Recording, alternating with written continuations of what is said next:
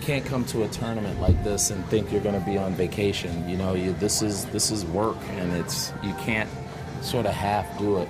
That means me as the coach, the staff, and the players. You know, this is serious business, and guys are trying to beat you at every step of the way. And we didn't figure that out till it was 6 minutes left, and we started playing hard.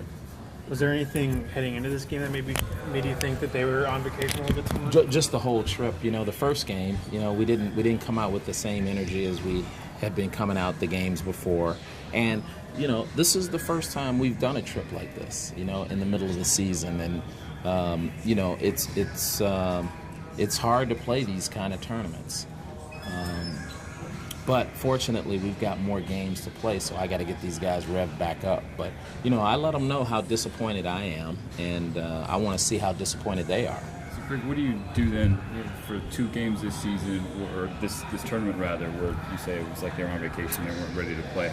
It's because it's not X's and O's. No, I might have to make some lineup changes, some severe lineup changes. I didn't think I needed to do that, but I might have to do that. And I've got another game before we get into conference where I can see if something like that would be motivating. What kind of lineup changes come to mind? I don't want to say anything in the heat of it, Stephen, and I don't want to not answer your question, but let's put it this way. Anybody's susceptible. Anybody. What helped your team in that final 6 minutes? Well, we just started playing harder, and we executed our offense, which we stopped doing, and we stopped feeling sorry for ourselves. They made a couple of shots and a couple of plays, and we were feeling sorry for ourselves. And you can't be a good team if you do that. Coach, not having Brent today, was he close to playing, and how did that affect you guys? You know, I think he probably could have gone, but, you know, if you're looking at the big picture, it wasn't worth risking him for this game, and obviously that hurts us because as well as Daniel Gomez played last game, he played more minutes than he's played in 2.5 years, so, you know, this game he was a little sluggish coming out of the gate, which I'm not blaming this on him. You know, I'm not blaming the behavior of the team on him. He certainly was ready to play and out there playing hard. So in the beginning of that first half defensively, was it just them feeling sorry for themselves once they start getting in a little bit of a hole, or what? No, in the first half, you mean? The second half. Oh, in the second half. In the second half, I think we came out thinking that the game was ours because we made a comeback against their run, and it doesn't work that way.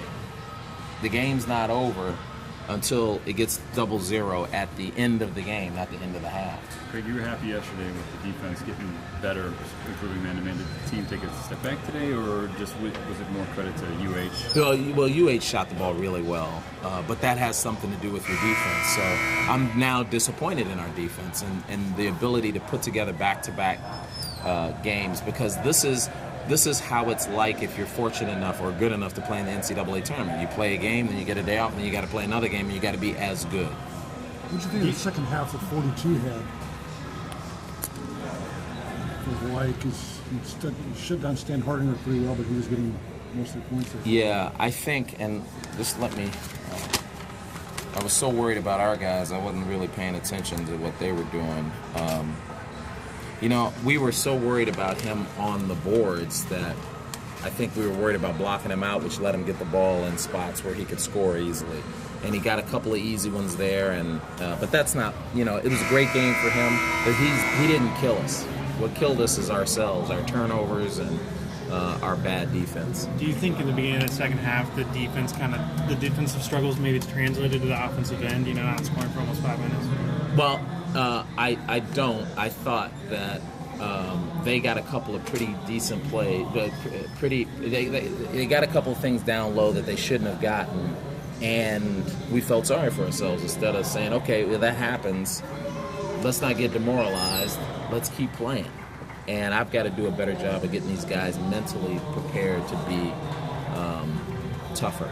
That was kind of an issue. I wasn't here last year, but that was kind of an issue last year, right? Yeah. The second half collapses. How does it remind you of that at all? No. This is different. This is more island-esque. I think. I think this is. I mean, you know, none of these guys have ever been in sort of warm weather climates in the wintertime. You know, at least not at Oregon State. This is our first tournament like this. You know, and I think that we lost some focus. Okay, because of that. Okay. Are you going more? Go ahead. Yeah, I was just saying because of that. Would you be hesitant to come on trips like that? No, or is no, it no, more- not at all, not at all. I would just prepare differently, because I'm learning too. This is my first trip as a head coach, bringing a team over here, and I think I would have prepared these guys much differently. Maybe as specifically. Yeah, I don't know. I mean, Yeah. like I said, but in seeing how this place affects you, it'd be more of a lockdown situation. You wouldn't have had as much fun necessarily. You wouldn't have, chilled on the beach as much or that kind of thing. Or Not as much free time, put it that way.